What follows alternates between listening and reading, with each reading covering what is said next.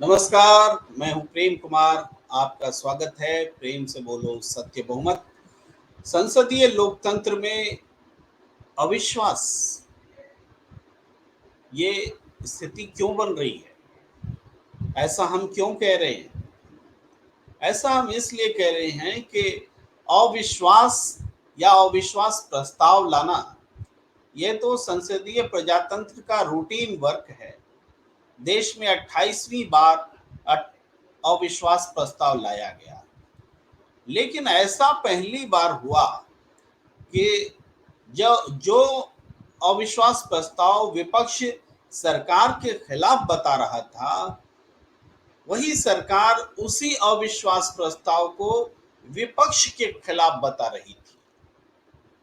यानी दोनों की बातों को अगर हम सही मान लें, एक न्यूट्रल पर्सन की तरह या किसी एलियन की तरह जो इस पृथ्वी से ऊपर से देख रहा हो, तो इस सियासत को जोड़कर देखेंगे कि ये तो अविश्वास ही अविश्वास है। न तो सत्ता का विपक्ष पर विश्वास है, न विपक्ष का सत्ता पर विश्वास है। यानी ये जो संसदीय लोकतंत्र है, ये संसदीय लोकतंत्र अविश्वास की बुनियाद पर आगे बढ़ रहा है। तो क्या पूरे संसदीय लोकतंत्र से ही अविश्वास हो गया है जनता का? और अगर ऐसा है तो ये गंभीर बात है लोकतंत्र के लिए। आज इसी गंभीर विषय पर चर्चा करने के लिए हम इकट्ठा हैं।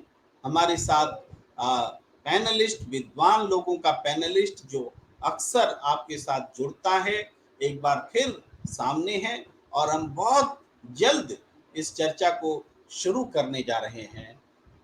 हमारे साथ जुड़ रहे हैं, मैं सबका स्वागत करता हूं। सत्यदेव चौधरी जी, सत्य बहुमत पार्टी के संस्थापक हैं। आपका बहुत बहुत स्वागत है। आपका मार्गदर्शन लगातार हमें मिल रहा है। और हमारे साथ जुड़े हैं विकास कुमार जी, आपका भी बहुत बहुत आभार। सामाजिक कार्यकर्ता हैं आप, नियमित रूप से इस चर्चा में शरीक होते हैं। ओमनाथ तिवारी, ओमनाथ जी जर्नलिस्ट हैं, युवा जर्नलिस्ट हैं, लंबा अनुभव रखते हैं युवा होने के बावजूद, क्योंकि आप बालों से या चेहरे की झुर्रियों से न जाने, लेकिन इन्होंने लगभग 17 साल मीडिया में बिताए हैं। 17 सही कह रहा हूँ शायद ओम जी? और आपका बहुत बहुत स्वागत है। 15 साल। जयेश कुमार जी निश्चित रूप से वरिष्ठ पत्रकार हैं। हम दोनों साथ काम कर चुके हैं, हमारे साथ ही रहे हैं। आज आप ग्वालियर में हैं, मध्य प्रदेश में हैं। मैं कभी एमपी छत्तीसगढ़ चैनल में नोएडा से काम किया करता था सहारा समय में। तो जयेश जी कुछ समय के लिए नोएडा भी आए थे हमारे साथ काम करने, और आमतौर पर मध्य प्रदेश से जुड़े रहे। तो ये परिचय इसलिए जरूरी है कि देश के लोगों को पता चले कि इस पैनल पर बैठे हुए लोग देश के अलग अलग हिस्सों से जुड़े हुए हैं। अब देखिए, राजीव रंजन जी बाल संवार रहे हैं, लेकिन इनके बालों पर मत जाइए। ये जो आर्टिफिशियल बाल है, मुझे ऐसा लगता है, और बहुत अनुभवी पत्रकार हैं। मुझे याद है कि 2011 में हम एक साथ काम कर चुके हैं राजीव रंजन जी से, यानी 11 साल पहले की बात है। तो ये सब प्रबुद्ध लोग यहाँ बैठे हैं और आज चर्चा बहुत गंभीर है। पूरे संसदीय प्रजातंत्र में ही अविश्वास हो गया है, हम ऐसा कह सकते हैं, क्योंकि सरकार जो सत्ताधारी पार्टी है वो कह रही है कि विपक्ष का ये अविश्वास प्रस्ताव दरअसल विपक्ष के लिए है, विपक्ष के प्रति अविश्वास है। और विपक्ष कह रही है कि ये सरकार के लिए अविश्वास है, और दोनों को हमने क्लब किया। इसका मतलब अविश्वास प्लस अविश्वास इक्वल्स टू अविश्वास टुवर्ड्स पार्लियामेंट्री डेमोक्रेसी। तो मैं अब सीधे, चूंकि जयेश जी को मैं पत्रकारों में सबसे वरिष्ठ यहाँ हैं और मानता हूं, तो मैं आपके पास ही आता हूं। जयेश जी, क्या लगता है संसदीय प्रजातंत्र में पूरी तरह से अविश्वास इसको मान लिया जाए या कोई गुंजाइश बाकी है? गुंजाइश तो क्या है, राजनीति बड़ी अलग चीज है। गुंजाइश की कोई गुंजाइश नहीं रहती राजनीति के अंदर। राजनीति में जिसका पल्ला भारी रहता वही कोई गुंजाइश पैदा कर पाए, वो एक अलग अपवाद बनता है। लेकिन जिस तरीके से प्रस्ताव का के प्रति अविश्वास दिखाया जा रहा है, ये बड़ा चिंता का विषय कि जो चर्चा जिन विषयों पे होना चाहिए थी, जो प्रमुख बिंदु थे, उन बिंदुओं को छोड़कर अब फ्लाइंग किसों पे बात हो रही है। जबकि फ्लाइंग किस की जी बात एक अलग मुद्दा है। अगर हाँ, आप उसको अपराध मानते हैं तो क्या जो मणिपुर में हुआ वो क्या अपराध नहीं है? वो क्या किसी महिला के अन्याय नहीं हुआ? लेकिन उन बातों पे वही चर्चा होना, बातों के ऊपर न्याय होना, एक अलग मुद्दा बन गया और ये केवल संसद का जय जी, समय। मैं भूल गया था, मैं तो अपने दर्शकों को भी फ्लाइंग किस कर रहा हूँ, फ्लाइंग किस। नहीं, मैं कोई लिखित शिकायत नहीं करूँगा।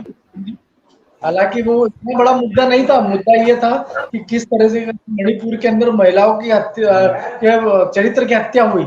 तो वो बड़ा मुद्दा था, उन मुद्दों पर चर्चा होना थी, लेकिन इनने क्या किया, फ्लाइंग किस के ऊपर आवेदन लिख करके वो संसद की जो गरिमा उसको पता नहीं किस मोड़ में मोड़ा, ये समझ से परे है। जबकि समय संसद में जो जितने सांसद बैठे थे, बल्कि उनके लिए एक अच्छा निर्णय लेने का समय था, उनके लिए देश के भविष्य को अच्छे रास्ते पे ले आने का समय था, लेकिन उसको भूल करके वो दूसरे विषयों पे जाकर के टिक गए, जबकि ये विषय इतना महत्वपूर्ण नहीं था कि फ्लाइंग चलिए किस थी या नहीं। जय जी, आप जो जिस विषय को छेड़ रहे हैं उसमें थोड़ा सा एड ऑन करते हैं। हालांकि हमने जो सवाल लेकर हम आए हैं उस पर आएंगे, जल्दी आएंगे। लेकिन जो विषय छेड़ रहे हैं उसकी चर्चा बहुत हो रही है, तो थोड़ा सा ये जोड़ रहे हैं कि लीडर ऑफ अपोजिशन तो निलंबित हो गए, उनके शब्द सरकार को प्रिय नहीं लगे। किसी तरह से आप भी हम भी हो सकता है सहमत हो जाएं कि ऐसे शब्द नहीं बोले जाने चाहिए। लेकिन सस्पेंशन एक एक्सट्रीम स्टेप होता है, वो भी लीडर ऑफ अपोजिशन का, एलओपी का। ये एक घटना घटी और आज की बात मैं बता रहा हूं। आज उत्तर प्रदेश विधानसभा में क्या हुआ। उत्तर प्रदेश विधानसभा में एक समय आया जब अखिलेश यादव जी ने कहा कि स्वामी चिन्मयानंद के चेले कौन हैं, ऐसा उन्होंने पूछ दिया। और इतना पूछना भर था कि योगी आदित्यनाथ जी ने चुप चुप, तुम अपने बाप का नहीं हुआ किसका होगा, इस तरह से आवाज है। यानी नेता प्रतिपक्ष और नेता सदन दोनों के बीच एक ऐसा संवाद हुआ। मुझे पता नहीं कि इसमें एक्सपंज कौन सा वर्ड हुआ है या इस पर बारे में जानकारी लेना बाकी है, लेकिन कोई सस्पेंशन तो यहाँ नहीं हुआ। जबकि ये गंभीर घटना है जो लोकसभा में घटी उसके मुकाबले। बस एक सूचना भी थी दर्शकों के लिए, एक विषय भी है बातचीत के लिए। जी, अपनी बात आगे रखें।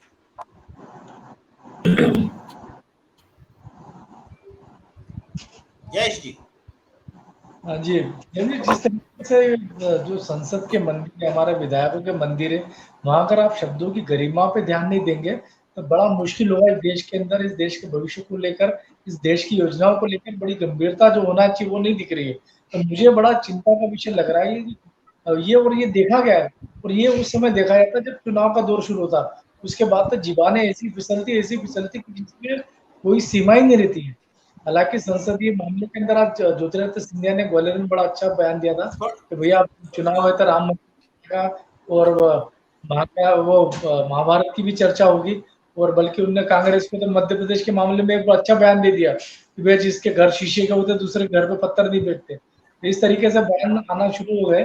तो ये चुनाव को लेकर जिस तरीके से नेता अपनी भाषा को अनियंत्रित कर देते हैं, तो मुझे लग रहा है कि चिंता का विषय है और उस पे मंथन होना बहुत ज़रूरी है। जी, जी, प्रिय। जय जी, भाषा भाषा एक पहलू ज़रूर है और उस पर बात होती रहेगी। और सदन के भीतर की भाषा और सदन के बाहर की भाषा, आप यहीं से समझिए, हम अपने दर्शकों से मुखातिब हैं कि हम किसी ऐसे शब्द को जो डेरोगेटरी होता है, अपमानजनक होता है, हम कहते हैं ये असंसदीय भाषा है। ये असंसदीय शब्द का निर्माण ही संसद से हुआ है। जो शब्द हम संसद में नहीं बोल सकते वो असंसदीय है, उसकी एक पूरी सूची होती है। तो इस तरीके से संसद मार्गदर्शन करती है पूरे देश में कि कौन से शब्द, कौन सी भाषा किस रूप में प्रयोग की जानी चाहिए। इस हिसाब से देखें तो संसद में जो भाषा प्रयोग की जा रही है उस पर जरूर अलग से चर्चा हो सकती है। अब मैं सत्यदेव चौधरी जी के पास उसी सवाल के साथ आना चाहता हूं कि विपक्ष को सत्ता पक्ष में अविश्वास है। सत्ता पक्ष कह रहा है कि ये प्रस्ताव जो है दरअसल विपक्ष के प्रति अविश्वास का द्योतक है। तो हम आपसे जानना चाहते हैं, दर्शक आपसे जानना चाहते हैं कि क्या पूरे सदन के प्रति, इस संसदीय प्रजातंत्र के प्रति अविश्वास का माहौल हो गया है देश में। जी जी चौधरी साहब। धन्यवाद प्रेम जी, धन्यवाद प्रेम जी। जी देखिए, ये सत्ता पक्ष और विपक्ष, इसमें सत्ता पक्ष वालों को तो बिल्कुल भी ऐसा डर नहीं लग रहा है कि हम कभी चुनाव में हार जाएंगे या आने वाले 2024 के अंदर हो सकता है कि हम ना आए सत्ता में। वो तो इतने भरोसा लेके बैठे हुए हैं, इतने निश्चिंत हैं कि 2024 के अंदर दोबारा तीसरी बारी जीतना ही हम लोगों ने है। और इसके अलावा उनके दिमाग में कोई और बात है ही नहीं। वो तो ऐसा सोचते हैं और बात भी उनकी ठीक है। देखिए, ये जो संसदीय प्रणाली है ना, ये संसदीय प्रणाली है ही इसी तरीके की। इससे पहले जितने भी पार्टियों ने चुनाव सत्ता में शामिल हुए, इनको बीजेपी को छोड़कर, उनको ये बात समझ में ही नहीं आई कि संसदीय प्रणाली का इस तरह का प्रयोग भी किया जा सकता है जैसा ये कर रहे हैं। जी ये बात उनको बिल्कुल समझ में नहीं आई। नहीं तो हो सकता है कि ये भी उसी तरीके से करते जैसे आज ये बीजेपी वाले कर रहे हैं। क्योंकि जब जिस राजनीतिक व्यवस्था में कितना परसेंट वोट होना चाहिए वो तय नहीं है, कितना परसेंट से जीतेगा ये तय नहीं है, वोटों से सरकार बनेगी ये तय नहीं है। ये तो जोड़ तोड़, साठ गांठ, समझौते, प्रत समझौते, जो भी आप उसको बोलो, खरीद फरोख्त करके, और उन नेताओं को गिन लो, उन जो नाम के जैसे सांसद हैं उनको गिन लीजिए बस, और बहुमत बना लो। वरना आज के दिन आप इन विपक्ष को तो एक बारी अलग कर देते हैं, जो सत्ता के अंदर इतने 303 प्लस 30 प्लस जो भी 5-10 और हैं, करीब करीब 350 सांसद इनके हैं। क्या इनमें से एक भी सांसद को इसका विरोध नहीं है कि ये लोग क्या कर रहे हैं, कैसे बोल रहे हैं, कैसे मणिपुर जल रहा है, कैसे हरियाणा के अंदर हिंसा हुई, और कैसे आज के दिन चुनाव आयोग के ऊपर भी किस तरीके से वो बिल पास करवाने की कोशिश करी जा रही है कि जिसके अंदर मुख्य न्यायाधीश की आवश्यकता ही नहीं है उसके, उनको इस तरीके के बिल पेश किए जा रहे हैं। तो खाली सरकार के ही 2 लोग रहेंगे और एक विपक्ष का रहेगा, और उसमें बहुमत से निर्णय होगा, तो इसका मतलब सरकार का ही पक्ष लिया जाएगा। सरकार जिसको चाहेगी वही चुनाव आयोग बनेगा। तो फिर चुनाव आयोग की गरिमा क्या रही, उसकी क्या कॉन्स्टिट्यूशनल उसका अधिकार है, क्या उसकी लायबिलिटी है, किसके प्रति वो जिम्मेवार रहेगा, किसके प्रति उनका उत्तरदायित्व रहेगा, ये भी नहीं पता। तो क्या मेरा सवाल ये है कि जो ये आज बीजेपी के अंदर जितने भी सांसद हैं, क्या उन सबको ये जो व्यवस्था चल रही है आज के दिन, ये उनको स्वीकार है? जो एक भी शब्द बोलने के लिए तैयार नहीं है कोई भी। कोई तो ऐसा होगा जो कुछ तो बोलता होगा, कुछ तो उनके मन में आती होगी। कब तक इस गुलामी के जीवन में जियोगे? कब तक आप ये काम करते रहोगे? 10 साल तो हो चुके हैं, और आने वाले 5 साल में करना, फिर और कब तक ऐसे इस काम को करोगे? तो ये आपके अपने ही देश के लोगों के ऊपर कोई भरोसा है या नहीं है, या उनका कोई सम्मान है या नहीं है, कुछ उनकी आजादी है कि नहीं है, कुछ बोल सकते हैं कि नहीं बोल सकते हैं, या जिस मर्जी को पकड़ो, जिस मर्जी को छोड़ दो, जिस मर्जी को जैसे मर्जी करो। मेरे को समझ में नहीं आया कि ये किस तरह की संसदीय प्रणाली है। अरे भाई, संसदीय प्रणाली के अंदर संसदीय विश्वास और अविश्वास की तो बात ही नहीं है ना। जहां पर जो एक आदमी कुछ भी करने के लिए तैयार है, वो तो बोलते ही ऐसे हैं कि मैं हूं अकेला सबके ऊपर भारी। तो जब तक ये रहेंगे तब तक तो इसका मतलब इस व्यवस्था के अंदर तो सुधार होने की जरूरत ही नहीं है। कोई सोच भी नहीं सकता इसको कैसे इसमें सुधार किया जाएगा। जो भी वो बिल पास कर दे, जो भी वो बिल ले आए, वो मंजूर है। जब अविश्वास प्रस्ताव चल रहा है, चाहे विपक्ष वालों ने दिया या किसी भी पार्टी ने दिया, फिर उसके बीच में पहले तो अविश्वास के ऊपर बात होनी चाहिए ना। उस बीच के अंदर कितने कितने बिल उन्होंने फिर पास करवा दिए, ये बोल के जी कि 10 दिन तक हम इसकी छूट ले सकते हैं। आखिरी दिन तक उसके ऊपर चर्चा होनी शुरू हुई। मतलब क्या है, क्या ये कितना इस डेमोक्रेसी बोल के प्रजातंत्र का कितना दुरुपयोग करोगे भाई? इस लोकतंत्र का कितना अपमान करोगे? कैसे करोगे? जी। लोगों की तो छोड़ो, लोगों के तो जब 80-90% लोग हैं ही गरीब, क्या करेंगे? वो तो लाचार विवश हो ही गए इस राजनीतिक व्यवस्था के आगे। उनको मालूम भी नहीं है। देखिए, किसी भी लोगों से आप सिंपल सवाल करिए, क्या आपको पता है कि आपका बहुमत कैसे बनेगा? क्या व्हिप और दल बदल कानून है आपकी राजनीतिक व्यवस्था में? आपको मालूम है? क्या आप गठबंधन की भ्रष्ट राजनीति से सहमत हैं? कोई कुछ भी इसका उत्तर नहीं दे पाएगा, कुछ भी। और मेरा फिर दोबारा से मैं एक बार यही दोहराता हूं कि जो इनके बीजेपी के अंदर खुद के सांसद हैं, उनका दिमाग का स्तर कह लो या उनका अपना स्वाभिमान कहां चला गया? क्या इसी प्रकार का समाज बनाना चाहते? गुलामी का आपने ये सत्ता में आए आपकी थे, आवाज लोगों ने थोड़ी, आपको समर्थन दिया था। चौधरी साहब, आपकी आवाज थोड़ी कटने लगी है। मैं जी फिर जी जी। आऊंगा आपके पास। और विकास जी हाँ हमारे साथ जुड़े हुए हैं।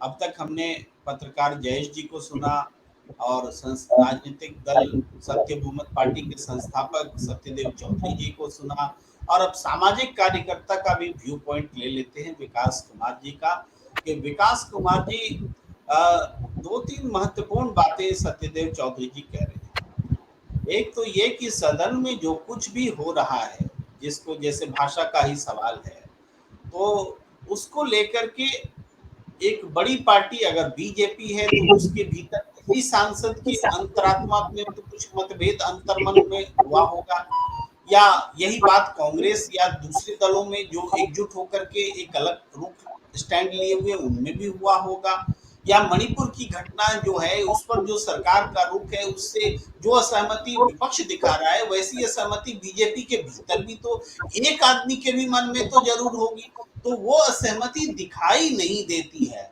यानी ये जो असहमति है इसको ये दब रही है, और दब किस लिए रही है? क्योंकि यह हमारा प्रजातंत्र है जिसमें दल बदल कानून है, जिसमें व्हिप है, जिसमें पार्टी के में अनुशासन का डंडा है, ये सारी चीजें हैं। तो इसमें एक अंतरात्मा की आवाज से कुछ उन्मुक्त होकर सच बात बोलने का सामर्थ्य ही खत्म हो गया लगता है। तो क्या वाकई जी सच कह रहे हैं दोनों सत्ता और विपक्ष की संसदीय प्रजातंत्र से ही अविश्वास है? जी, धन्यवाद जी प्रेम जी। देखिए, जो अंतरात्मा है ना, वो तो जो मनुष्य है तो स्वाभाविक रूप से हर मनुष्य के अंदर सच का और झूठ का पता होता है, न्याय और अन्याय और धर्म का उसको अंतर पता होता है। लेकिन अगर वाकई में सच्चे रूप से लोकतंत्र होता तो ये बात सामने उभर के आती। तो ये बात अपने आप में प्रमाणित करती है कि ये लोकतंत्र सच्चे रूप में नहीं है, सच्चे रूप में बहुमत नहीं है।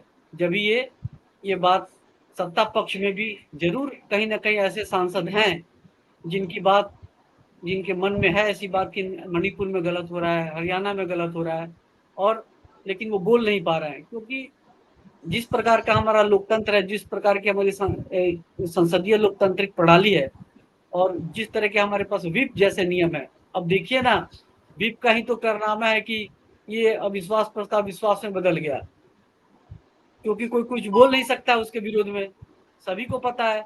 यही कारण है कि हमारे प्रधानमंत्री जी भी घंटे डेढ़ घंटे तक बोलते रहे।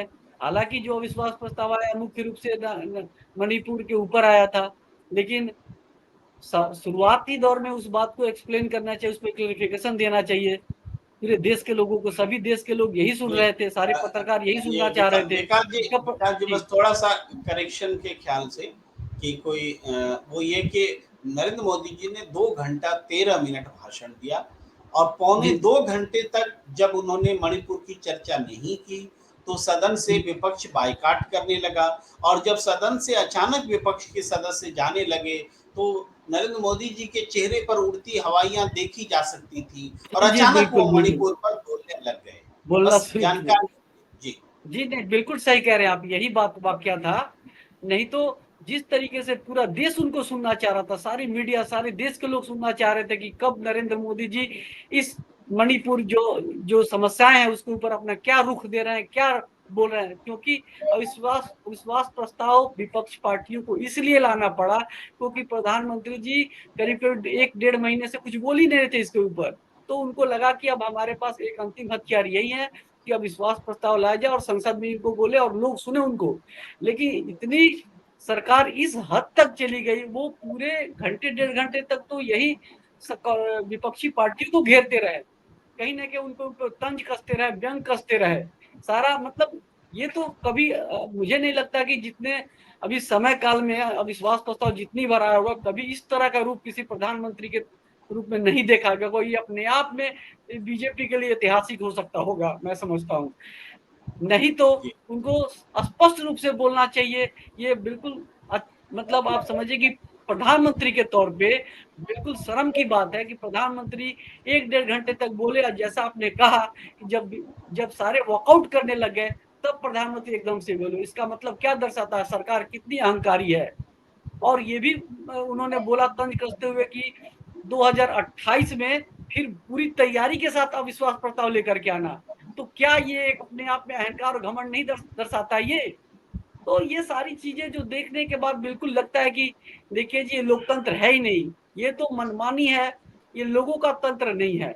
ये सांसदों का जो जोड़ तोड़ है, जो गठबंधन की राजनीति है, वही इसके पीछे सारा कारण है। और वो जोड़ तोड़ की राजनीति इसलिए है क्योंकि हमारे यहाँ कोई ऐसी व्यवस्था राजनीतिक नहीं है जिसमें लोगों का बहुमत होता हो, लोगों का मत होता है। यही कारण है कि सांसद भी विप से बंधा हुआ है, उसकी अंतरात्मा नहीं बोलते। उसको पता है कि हमें वोट ज्यादा चाहिए नहीं, हमें तो जीतने भर लायक वोट चाहिए ना, उतना तो मैनेज कर ही लेगा अपने धन बल बाहुबल से।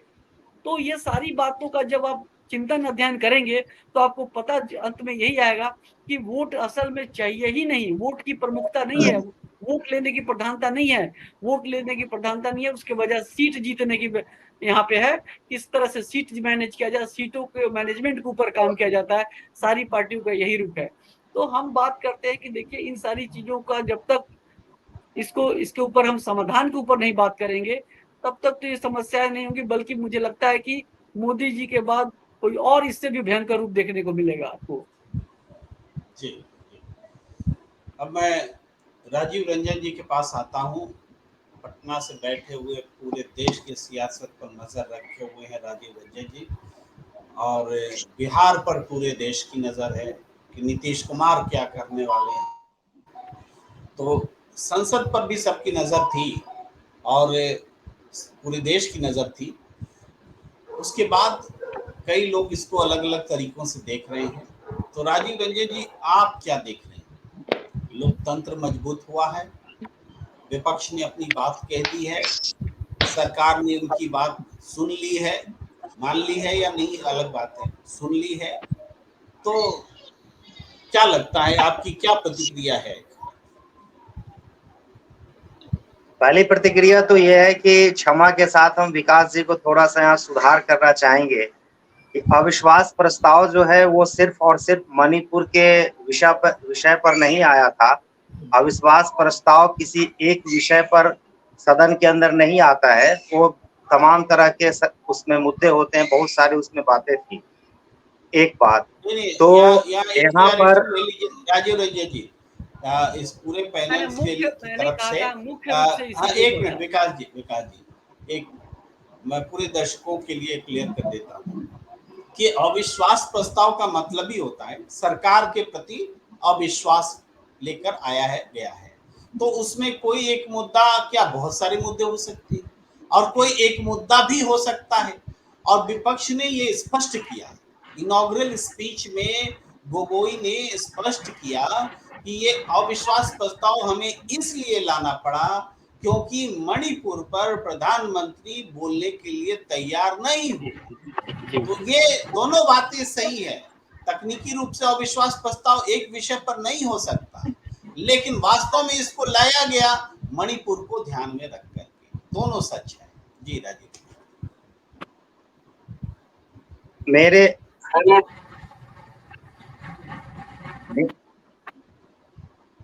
आवाज नहीं आ रही आप? अरे मुझे याद मिल रही है, बोलिए राजीव जी, बोलिए। हाँ, मेरी आवाज सुन पा रहे हैं आप लोग? आप बोलना शुरू कीजिए, हम आपको जवाब नहीं देंगे। हाँ हाँ, मेरी आवाज जा रही है, तो मैं ये कहना चाहता हूँ, यही तो बात है। अभी हम प्रेम सर फ्रीज कर गए हैं, उनको मेरी आवाज जा रही है? आ रही है, आप बोलिए तो, आप जी, बोलिए। तो मैं यही कहना चाह रहा था कि अविश्वास प्रस्ताव जो है किसी एक बिंदु पर मणिपुर पर नहीं था। विपक्ष की ओर से जो भी भाषण, जो भी बात कही गई, तो बहुत सारे सरकार पर आरोप लगाए गए। तो उसका जवाब जो है, आप ये कैसे सपोज कर सकते हैं कि प्रधानमंत्री यदि जवाब देने के लिए पूरे संदर्भ में जो भी आरोप प्रत्यारोप हुआ, उसको यदि कोई कंक्लूड कर रहा है, तो वो शुरुआत एक बिंदु से करेगा, उसका सीक्वेंस है। आप उसको ये नहीं कह सकते कि प्रधानमंत्री ने उसका जवाब नहीं दिया।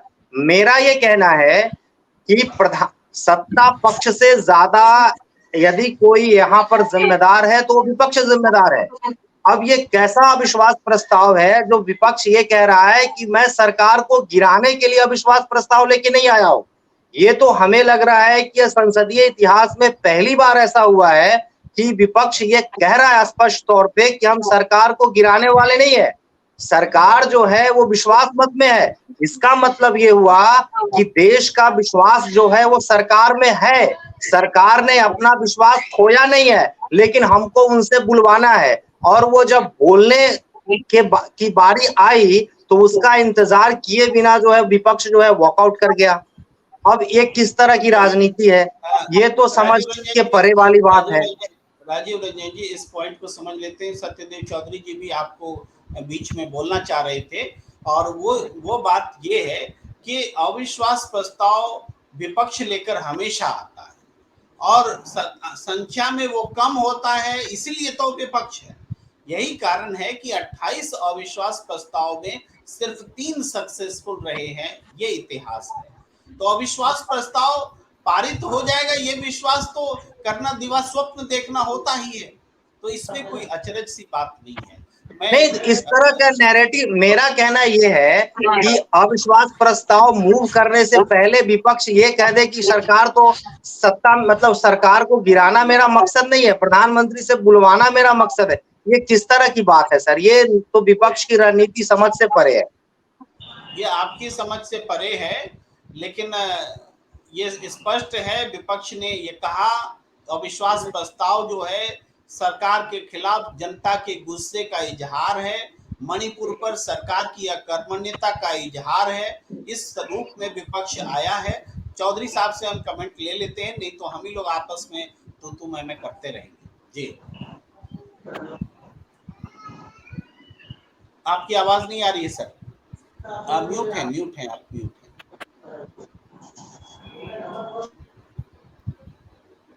3 महीने से ज्यादा तक विपक्ष वाले ये प्रयास करते रहे कि प्रधानमंत्री जी मणिपुर जाएं, प्रधानमंत्री जी मणिपुर पर कुछ बोलें, प्रधानमंत्री जी मणिपुर में जो हिंसा हो रही है उसके ऊपर रोकथाम करने की कोई कार्रवाई करें। लेकिन प्रधानमंत्री जी की ये जिद है, और जिद थी कि मुझे मणिपुर जाना भी नहीं है और मणिपुर के ऊपर कुछ बोलना भी नहीं है, और मणिपुर में शांति नहीं हो रही है तो ना हो, मणिपुर में हिंसा हो रही है तो होने दो। और देखिए, मैं इतना ऐसा विशेषज्ञ तो मैं नहीं हूं, लेकिन जो भी मैंने बातें सुनी है उन्हीं बातों के आधार के ऊपर मैं बता रहा हूं। ये अविश्वास प्रस्ताव विपक्ष की ओर से नहीं आता। यदि प्रधानमंत्री जी कुछ बोल देते,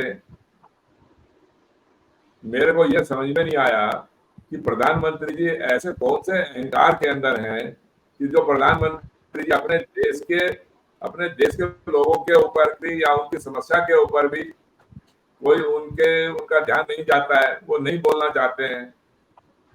अरे भाई, हमारे देश की राजनीतिक व्यवस्था में शायद प्रधानमंत्री से ऊपर तो कोई पद है ही नहीं ना। आपने चुनाव लड़के जब प्रधानमंत्री पद तक आप पहुंच गए, ये तो शीर्ष पद है, सबसे अधिक शक्तिशाली है। फिर उसके बाद में आपको और क्या चाहिए? इसके बाद में तो आपको कम से कम लोगों का विश्वास जीतिए, लोगों का प्यार प्रेम बढ़ाइए। जी, मुझे यकीन है कि चौधरी साहब ने उस जो सवाल राजीव रंजन जी ने रखे उसका क्रक्स जो है चौधरी साहब ने रख दिया कि अविश्वास प्रस्ताव क्यों आया। और मैं ओम जी के पास आना चाहता हूँ, बहुत देर से इंतज़ार कर रहे हैं, सबसे आखिर में आपके पास आ रहा हूँ ओम जी। लेकिन हमें यकीन है कि आप तो जो हंसते हुए मुस्कुराते हुए जो गंभीर बात बोल देते हैं, वो हमें यकीन है कि वो परंपरा आज आप जारी रखेंगे। तो संसद में जो कुछ हुआ उसको आप क्या कहेंगे? पूरी संसद के प्रति, पूरे संसदीय प्रजातंत्र के प्रति अविश्वास होता नहीं नजर आ रहा है क्या? देखिए, संसद पहले भी चलती थी, आज भी चल रही है और आगे भी चलेगी। लेकिन अभी क्या हो गया है ना कि पहले होता था कि जो निलंबन का जो काम हो रहा है ये धड़ल्ले से हो रहा है, माने ऐसे ही नहीं होना चाहिए। उसके लिए आप 2 मिनट सत्ता पक्ष वाले भी हंगामा कर लेते, आधे घंटे के बाद सदन फिर से चालू कर लेते। लेकिन आप नेता को निलंबित करके ये क्या दिखाना चाह रहे हैं? क्योंकि ऐसे भी आपकी सरकार बची हुई है। तो अधीर रंजन चौधरी हो, राघव चड्ढा हो, चाहे बहुत सारे लोग हैं, संजय सिंह है, डेरेक तो ओब्रायन, हाँ, डेरेक ओब्रायन, वो कतार है। तो आप जब आप सुरक्षित हो, कोई बोल रहा है, वो भी सांसद है, ऐसा नहीं है कि कोई मैंने पहली बार सांसद बना है, कई बार के सांसद लोग हैं और कुछ लोग पहली बार भी बने हैं लेकिन वो है सांसद। तो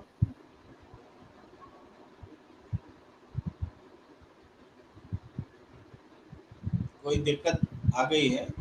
ओम जी जी, ओके है ना? सॉरी सर, सॉरी ठीक है, सर। आप संभालिए, आप बच्चे को संभाल लीजिए, मैं तब तक आता हूँ आपके पास फिर से। हाँ, मैं जयेश जी के पास आना चाहता हूँ।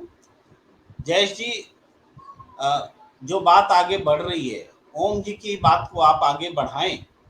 जो ओम जी कह रहे हैं कि संसद पहले भी चल रही थी, आज भी चल रही है, आगे भी चल, लेकिन और सत्ताधारी पार्टी के पास पूरा बहुमत है। तो ऐसे में जिस धड़ल्ले से निलंबन जैसी कार्रवाई हो रही है, तो वो क्या लगता है, संसदीय प्रजातंत्र को मजबूत करता है क्या?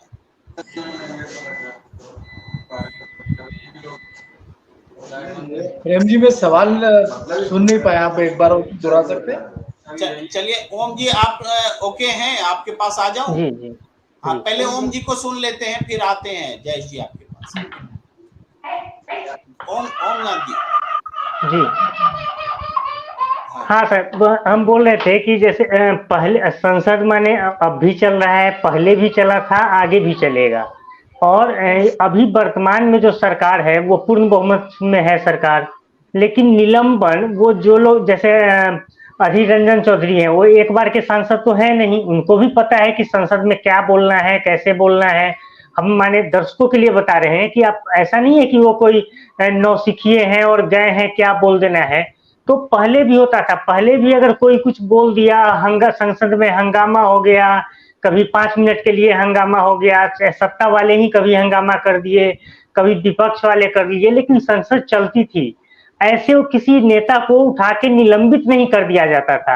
अब तो ये माहौल लग रहा है कि जो सांसद, चुने हुए सांसद हैं वर्तमान राजनीति में, उनको वहां बोलने में डर लगेगा कि पता नहीं कौन सा शब्द उठा के, कौन सा शब्द को जैसे अपने मन मुताबिक बना के आप निलंबन का भय दिखा रहे हैं। तो ये बड़ा दिल नहीं दिखाता है सत्ता पक्ष का, ये मेरा कहना है। जी जी, मैं एक उदाहरण रखते हुए आता हूँ जयेश जी कि इसी सदन में एक नेता ने आरएसएस का नाम उल्लेख कर दिया, तो उसको सदन से की कार्यवाही से हटाने की बात हुई।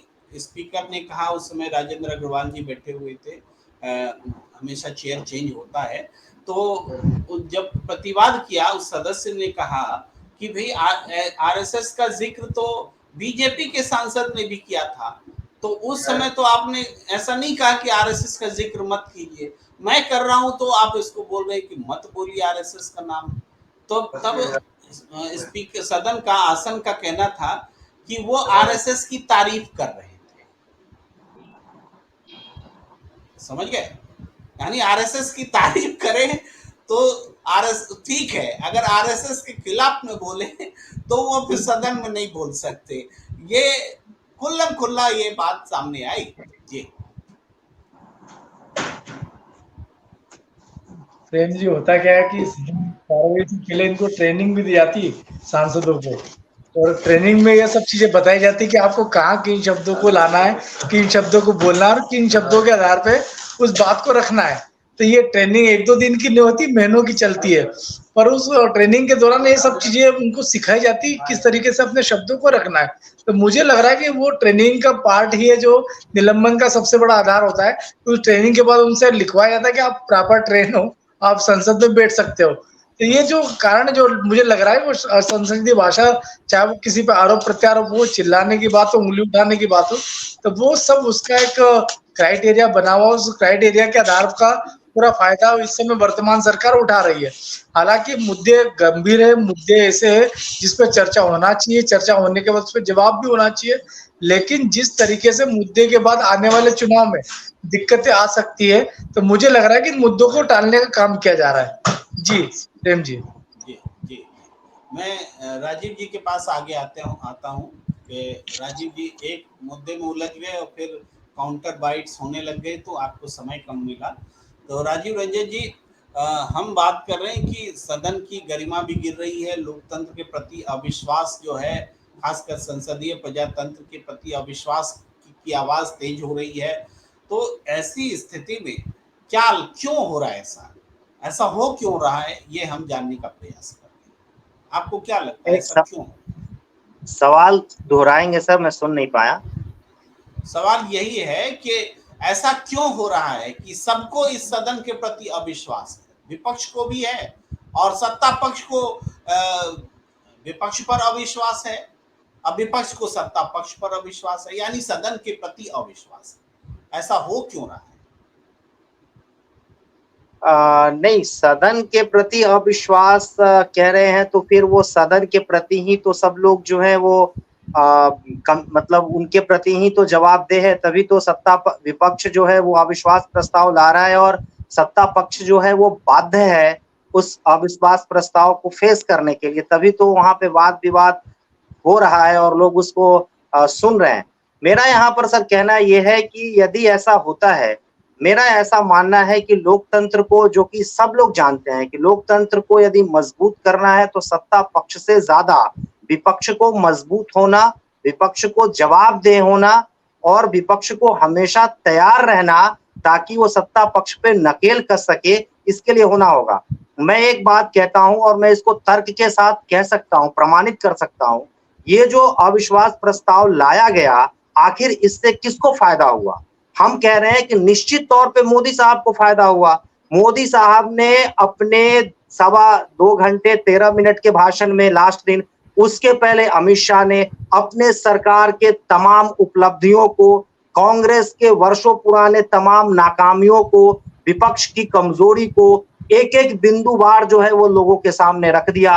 और आज जो मणिपुर में जो घटनाएं हो रही है उसके लिए केंद्र और राज्य सरकार 100% दोषी है। इस पाप से बीजेपी नहीं बच सकती, लेकिन मोदी साहब, प्रधानमंत्री मोदी साहब ने क्या कहा कि इसके लिए कांग्रेस जिम्मेदार है। उन्होंने तर्क दिया, इंदिरा गांधी ने वहां पे ये किया। अरे वो तो वर्षों बीती बात हो गई। आप सत्ता में 9 साल से हैं, आप सत्ता में 9 साल से हैं, तो आप उसको क्यों नहीं कंट्रोल कर रहे? विपक्ष की कमी ये है कि कल जो, सर एक मिनट, विपक्ष ने जो कल जो प्रधानमंत्री मोदी ने जो आरोप लगाया कांग्रेस के ऊपर, विपक्ष के ऊपर कि आपकी वजह से ये सब कुछ हो रहा है, आप जड़ में हैं, उसके बाद से लेके आज तक तो हमें नहीं दिखा कहीं भी कि विपक्ष जो है, खासकर कांग्रेस, उनकी बातों को प्रतिकार करती हुई तर्क के साथ आए, तारीख और साल के साथ आए कि नहीं ऐसा नहीं किया गया। तो यहाँ पर तो हमें सत्ता पक्ष से कमजोर विपक्ष लग रही है, वो उसकी रणनीति कमजोर है। इसलिए मेरा ये मानना है, इसीलिए सत्ता पक्ष के जो लोग हैं वो नशा में, और वो समझिए कि वो शक्ति के जो नशा में है, वो चूर है। उनको लगता है कि मेरा कुछ होने ही वाला नहीं है, क्योंकि सामने वाला कमजोर है, जो हमसे लड़ने वाला है वो कमजोर है, इसलिए वो मदहोश है, उनको कुछ फर्क ही नहीं पड़ता है। मेरा ये कहना है सर। जी, देखिए, आपने ये बात सारी कह दी और आप स्वयं कह रहे हैं कि 2 घंटा अमित शाह बोल लिए, 2 घंटा 13 मिनट प्रधानमंत्री बोल लिए। इसके बावजूद भी जो सवाल उठाए गए उसका जवाब दोनों ने में से किन्हीं ने नहीं दिया। जो डिस्क्रिप्शंस दिए, और अगर हम बारीकी में जाएंगे तो ये पता चलता है कि झूठे भी दिए। भाई, अमित शाह जी ने जिन कलावती का जिक्र किया कि कलावती को राहुल गांधी ने कुछ नहीं दिया, कांग्रेस ने कुछ नहीं दिया, सब नरेंद्र मोदी ने दिया। और वो कलावती उन्होंने बुंदेलखंड का बताया। कलावती ने खुद बयान दे करके बताया कि हमें जो कुछ मिला कांग्रेस से मिला, और वो यवतमाल की है, विदर्भ की है, महाराष्ट्र की है। तो गृह मंत्री ने तो साफ झूठ बोला। सदन में भी झूठ बोला जाता है क्या? तो झूठ बोलना अगर उपलब्धि है तो फिर उपलब्धि है। अब अगर मणिपुर में के बारे में प्रधानमंत्री और गृह मंत्री परस्पर विरोधी बातें बोल रहे हैं तो विपक्ष को कुछ करने की जरूरत है क्या? गृह मंत्री कह रहे हैं कि 3-4 तारीख को घटना के बाद 4 तारीख को हमने वहां अर्धसैनिक बल लगा दिए, सुरक्षा सलाहकार नियुक्त कर दिए, कमेटियां बना दी, सब कुछ कर दिया। और इसका मतलब है कि लॉ एंड ऑर्डर का फेल हुआ और उसके बाद सब कुछ अपने हाथ में ले लिया। और प्रधानमंत्री जी कहते हैं कि ये लॉ एंड ऑर्डर का प्रॉब्लम था, छत्तीसगढ़ में भी हो रहा है, दूसरे जगहों भी हो रहा है। देश की प्रदेश की सरकारों को चाहिए कि इसको कंट्रोल में करें।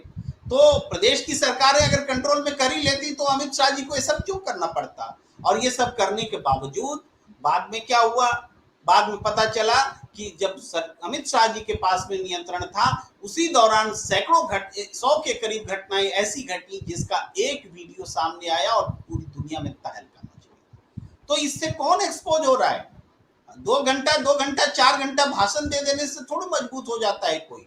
फैक्ट्स जो विपक्ष ने उठाए उसका जवाब सरकार के पास नहीं था। यही विपक्ष की जीत है। मैं अब सत्यदेव चौधरी जी के पास वापस आना चाहता हूं। चौधरी साहब, इसमें तो 2 एंगल हो सकते हैं कि कोई कहता है कि बीजेपी की जीत है, कोई कहता है कि विपक्ष की जीत है, लेकिन हम तो मान रहे हैं कि लोकतंत्र ही पराजित हो रहा है। जनता की आवाज ही नहीं सुनी जा रही है, तो फिर ये सदन किस बात की, सदन किस काम का, अगर जनता की आवाज ही वहां नहीं पहुंच रही है। और विपक्ष के साथ जिस तरह का व्यवहार हो रहा है वो भी सही नहीं है जी। देखिए, मैं आपको संक्षेप में 2-3 बातें बोल देता हूँ। एक तो आज के दिन ये सत्ता वालों ने ईडी का डर, सीबीआई का डर, और जैसा अभी ओमनाथ जी बोल रहे थे निलंबन का डर, ये और एक नया डर चालू कर दिया इन्होंने। तो ये तो कोई लोकतंत्र का तो मर्यादा है ही नहीं, लोकतंत्र का तो अपमान कर ही दिया इन्होंने। और दूसरी बात ये है, यदि ये व्हिप का कानून नहीं होता तो मैं आपको गारंटी से कह सकता हूं कि ये सरकार गिर जाती। आज ही ये सरकार आज ही हट जाती, आज ही गिर सकती थी यदि सिर्फ ये व्हिप का कानून हटा दीजिए आप और अपनी स्वतंत्रता से पूरे 543 सांसदों को उसकी राय जानने दीजिए, उसके पक्ष या विपक्ष के अंदर वोट डलने दीजिए, जब पता लगेगा ना। और बल्कि मैं तो ये कह सकता हूं कि जब अविश्वास प्रस्ताव हो तो चलो आपने का कानून बना भी रखा है तो कम से कम अविश्वास प्रस्ताव के समय तो व्हिप बिल्कुल लागू होना ही नहीं चाहिए। उस समय तो व्हिप बिल्कुल हटा देना चाहिए, उसमें व्हिप का कोई काम नहीं है। विश्वास और अविश्वास का तो जब पता लगेगा ना, जब आपने इतने 350 लोगों को व्हिप के कानून में बांध लिया, गुलाम बना लिया, तो फिर उसमें तो अविश्वास होने का तो मतलब ही नहीं है। और एक बात और मैं बता दूं आपको, आखिरी बात, कि चाहे ये सत्ता पक्ष है या विपक्ष वाले हैं, ये दोनों के दोनों मिलकर सत्ता और विपक्ष इस बहुमत के ऊपर बात क्यों नहीं करते? कोई इतने कानून बना देते हो आप, धड़ाधड़ कानून पर कानून बनाए जा रहे हो हर चीज के अंदर, तो एक थोड़ी सी बात बहुमत के ऊपर भी कर लीजिए, बहुमत की भी एक चर्चा बना लीजिए कि भाई बहुमत किसको बोलते हैं लोकतंत्र के अंदर, और बहुमत का फैसला कर दो। बहुमत आज तक स्पष्ट क्यों नहीं है? बहुमत आज तक परिभाषित क्यों नहीं है? क्या इन चलो सत्ता वालों को नहीं पता लगता तो विपक्ष वालों को तो पता लगता ही होगा ना। इसकी चर्चा क्यों नहीं कर लेते ये विपक्ष वाले?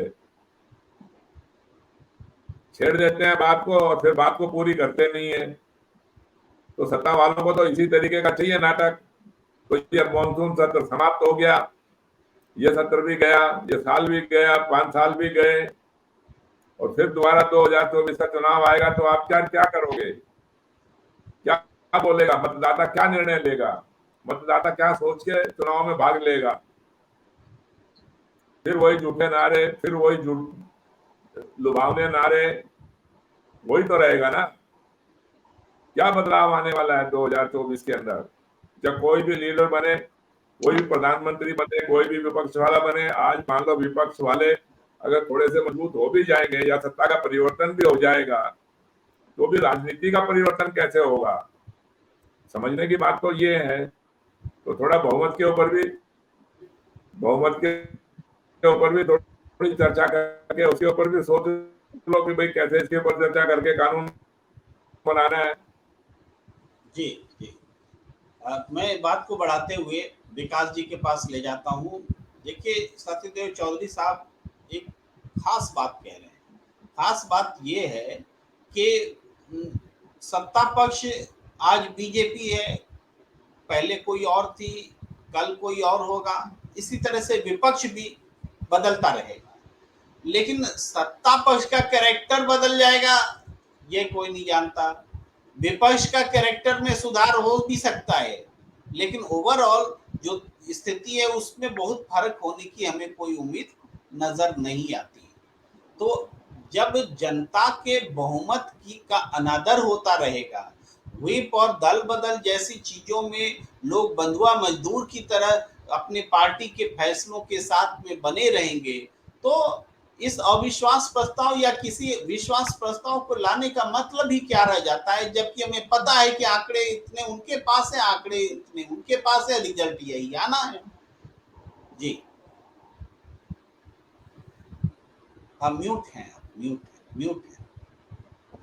जी बिल्कुल सही कह रहे हैं प्रेम जी, ये लोकतंत्र का तो कैरेक्टर नहीं हो सकता है, बिल्कुल सच बात है ये। आप अभी हम राहुल जी और मोदी जी की जीत और हार का फैसला कर रहे हैं इस अविश्वास प्रस्ताव के ऊपर। कभी राहुल जी मोदी जी की तो बात जीत और हार का फैसला से मणिपुर का जो घाव है वो उस पर तो मरहम नहीं लग सकता ना। आप बताइए क्या हल निकला?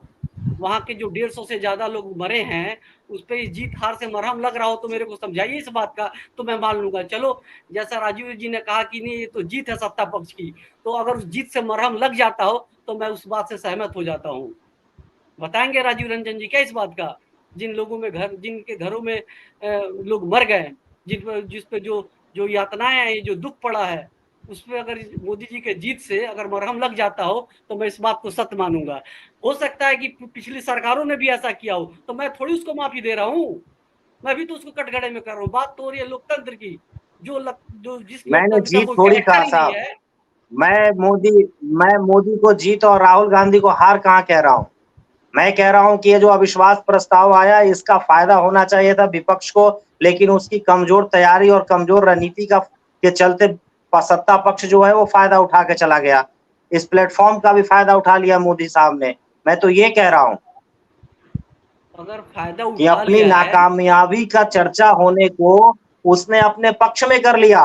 मैं तो ये कह रहा हूं कमाल का लोकतंत्र है ना सर, कमाल का लोकतंत्र है ये कि आपने व्हिप के माध्यम से अपने पक्ष में कर लिया। तो अभी चौधरी साहब ने कहा कि अगर इतनी हिम्मत है तो लोग व्हिप हटा के तो देख लेते, कितना पक्ष में कर लेते हो आप, कितना जादू चलता है आपका, कितना वो तिलस्म चलता है, कितना की कूटनीति चलती है, सारे आपकी अदालत, आपका जज, सब कुछ आपका, तो कोई भी कर लेगा पक्ष में। तो बात ये है, कहने का मतलब कि लोकतंत्र नहीं है, गला घोट दिया है ये व्हिप और दल बदल कानून ने। तो हमारे को इस बात के ऊपर आना चाहिए, चर्चा इस बात पे होनी चाहिए कि लोगों का बहुमत होना आवश्यक है। लोगों का बहुमत कैसे आए, सत्य बहुमत कैसे आए, इसकी आवाज उठनी चाहिए, इसके ऊपर चर्चा होनी चाहिए, जो कि हमें इस पे ज्यादा से ज्यादा बहस करने की आवश्यकता है। हाँ, इस पे चर्चा होनी चाहिए, ये अच्छी चीज है, इसको सबको स्वीकारना चाहिए, इसके पक्ष में सबको खुल के बोलना चाहिए। ये तो लोकतंत्र में बहुत बड़े बदलाव की कड़ी होगी, साबित होगी यदि ऐसा हो पाता है तो। मैं तो इसका पक्षधर हूँ ही।